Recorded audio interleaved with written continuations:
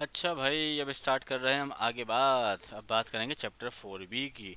इसका नाम है rotational motion. Rotational circular motion भी कह सकते हैं ना भाई। इसका पहला टॉपिक जो है वो मुझे बहुत अच्छा लगता है, इसमें मुझे बहुत पसंद है वाला टॉपिक।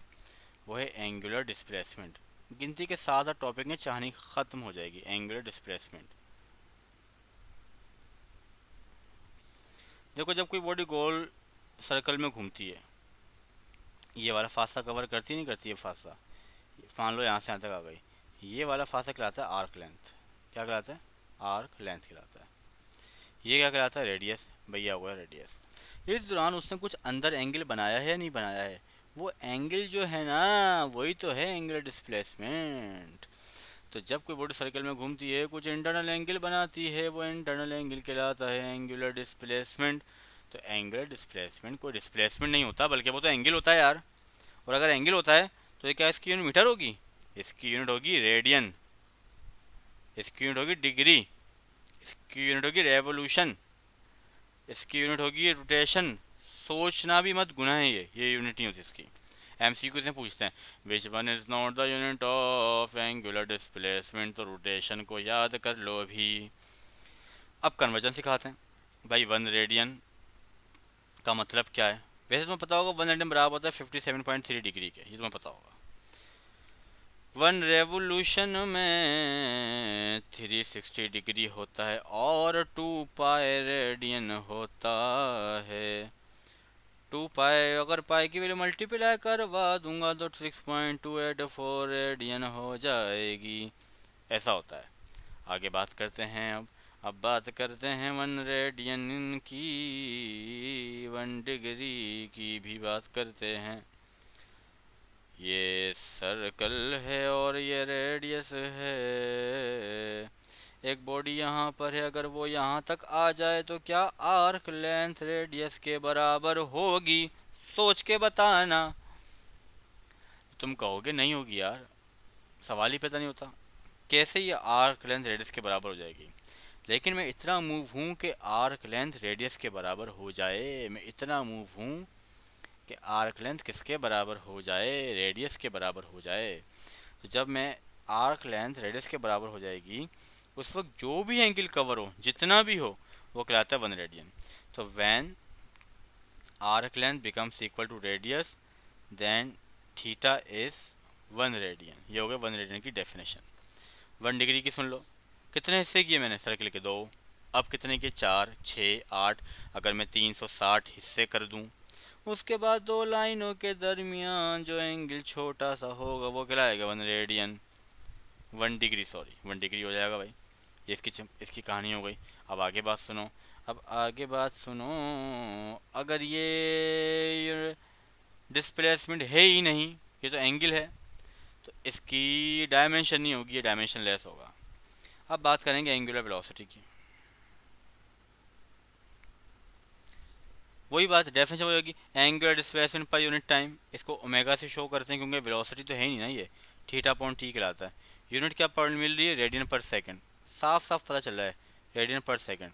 अगर कहीं हो रेवोल्यूशन, क्या 2 रेवोल्यूशन पर मिनट कन्वर्ट करना हो, तो 2 पाई से मल्टीप्लाई कर देंगे। रेडियन में जाने के लिए 60 से डिवाइड कर देंगे, चल जाएगा रेडियन पर सेकंड में।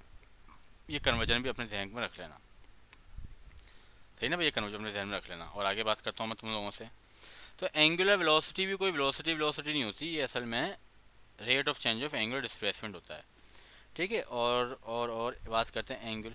अच्छा, क्योंकि ये इसकी जो डायमेंशन है या इसकी यूनिट है वो फ्रीक्वेंसी वाली होती है, वेलोसिटी ग्रेडियंट वाली होती है, पिच वाली होती है। याद रखना है, ठीक है भाई, याद रखना है मेरी बात को। और डी के कांस्टेंट वाली यूनिट भी इसकी होती है, ठीक है भाई। और जी, angular acceleration, rate of change of angular velocity alpha से शो करते हैं, ये बराबर होता है delta omega upon T. Unit क्या हो जाएगी? रेडियन पर सेकंड स्क्वायर हो जाएगी भाई इसकी यूनिट। ठीक है ना। और ये सिंपल, ये किसी जैसे मिसाल के तौर पर एंगुलर वेलोसिटी वेलोसिटी नहीं है बल्कि फ्रीक्वेंसी है। एंगुलर डिस्प्लेसमेंट डिस्प्लेसमेंट नहीं है, बल्कि वो तो एंगल है। इस तरीके से एंगुलर एक्सेलरेशन भी एक्सेलरेशन नहीं है, बल्कि ये फ्रीक्वेंसी का स्क्वायर है जस्ट। ऐसा मुमकिन है कि कोई नाम आ रहा हो लेकिन नाम हो नहीं। मिसाल दे रहा हूँ, एंगुलर डिस्प्लेसमेंट डिस्प्लेसमेंट नहीं है, समझ गए बात को। एंगुलर वेलोसिटी वेलोसिटी नहीं है, समझ गए बात को। नवाज शरीफ शरीफ नहीं है, समझ गए बात को। तो ज़रूरी नहीं है कि जो चीज़ नाम में आए वो हो, तो लाजमी नहीं है ऐसा। अब बात करते हैं आगे। जब मैं किसी चीज़ को घुमा रहा होता हूँ और घुमाते घुमाते छोड़ देता हूँ तो वो सीधा बाहर निकल जाता है, इस डायरेक्शन को टेंजेंट कहते हैं। इस डायरेक्शन में जो उसकी रिलीज वेलोसिटी होती है वो टेंजेंशियल वेलोसिटी कहलाती है। और वेलोसिटी में ज़ाहिर चेंज भी आएगा, 10 20 5, 10 5 4 3 तो रुक जाएगी, तो वो टेंजेंशियल एक्सीलरेशन कहलाएगा। अच्छा, क्योंकि ये सीधी हैं, सर्कल से बाहर निकल गए, तो इनकी अपनी जो नेचर होती है वो लीनियर होती है। तो क्योंकि लीनियर नेचर है इनकी, लिहाजा इसको वेलोसिटी सिंबल इसको ए से रिप्रेजेंट करते हैं। और v is equal to R omega होता है, रिलेशन याद कर लेना। A is equal to R alpha होता है, रिलेशन याद कर लेना। अब बात करेंगे टेंजेंशियल और बात करेंगे सेंटीपिटल फोर्स की। इसको तुम एफ सी कहते हो, सेंट्रीफ्यूगल।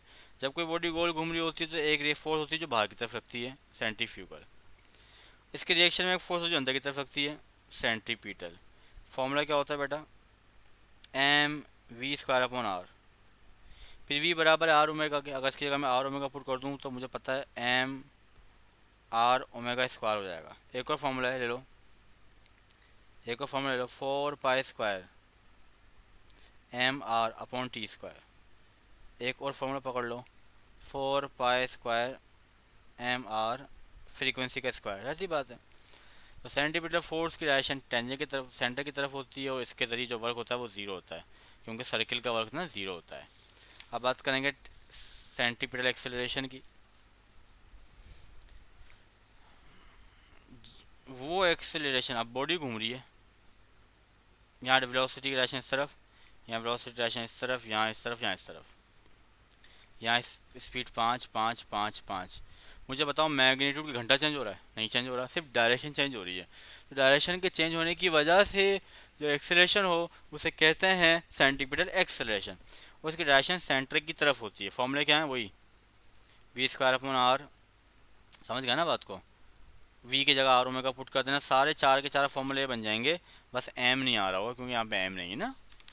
अच्छा, और सुनो बात को,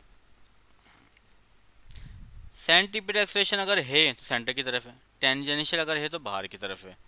तो ये दोनों एक दूसरे पर परपेंडिकुलर होते हैं। फर्स्ट को दोनों दिए मैं, वो कह रहे हैं रिजल्टेंट निकालो, ए आर निकालो, तो तुम उसी तरीके से पाइथागोरस के तरीके से इसको ऐड कर लोगे ना, क्योंकि परपेंडिकुलर है ना बस में, तो पाइथागोरस के तरीके से ऐड हो जाएंगे। एमसीक्यू तो मैंने ग्रुप पे भेज दिए, आप एमसीक्यू की प्रैक्टिस करेंगे, जो मसला होगा मुझे बताएंगे। उन तमाम न्यूमेरिकल पे मैं वीडियो लेक्चर या वॉइस मैसेज बना बना के आपको भेज दूंगा। इस तरह ये पूरा चैप्टर ज़बरदस्त तरीके से मुकम्मल हो जाएगा इंशाल्लाह आपका। और अगर मैं और कोई छोटी सी बात इसमें करना चाहूँ, अगर मैं इस पर कोई बात करना चाहूँ तो ज़्यादा से ज़्यादा ये हो सकती थी कि नहीं, लेकिन वो एमसीक्यू से रिलेटेड है ना, तो मैं इस पर एमसीक्यू से बात कर लूँगा। बहरहाल बता देता हूँ चीज़, सर्किल की वेलोसिटी होती है 2 पाई r अपॉन टी। ये कब होगा, तो तुमको टाइम पीरियड और रेडियस दिया हुआ हो तो वेलोसिटी इस तरीके से आ जाती है 2 पाई r। हम कई न्यूमेरिकल में कुछ एमसीक्यूज में एमटीकेट के इस तरीके से करते हैं काम।